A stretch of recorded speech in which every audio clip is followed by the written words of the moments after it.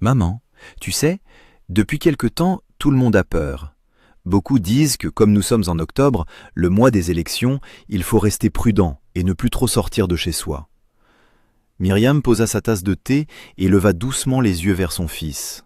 « Et ça t'inquiète » demanda-t-elle avec bienveillance.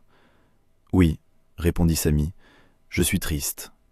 Mes amis n'ont plus le droit de descendre jouer au parc après l'école, et leurs mères ne veulent même plus qu'on se rende visite.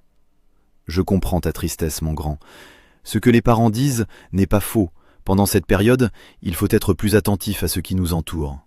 Mais ça ne veut pas dire qu'on doit vivre dans la peur.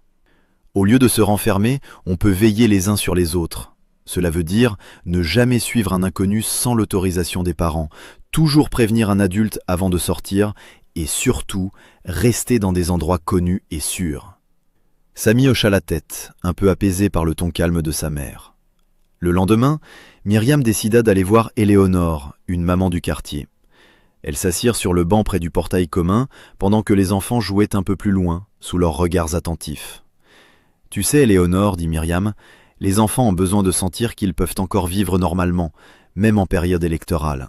Si on cède totalement à la peur, elle prendra toute la place. » Éléonore approuva d'un signe de tête. « C'est vrai, mais en même temps, les temps sont sensibles.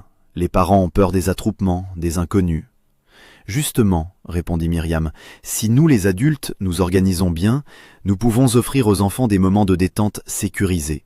Par exemple, organiser des temps de jeu encadrés dans le parc, établir des horaires clairs, être toujours plusieurs parents présents et surtout apprendre aux enfants à reconnaître les comportements dangereux. « Et pourquoi ne pas sensibiliser les autres familles ?» proposa Éléonore. « C'est une très belle idée. Allons en discuter avec les autres parents. »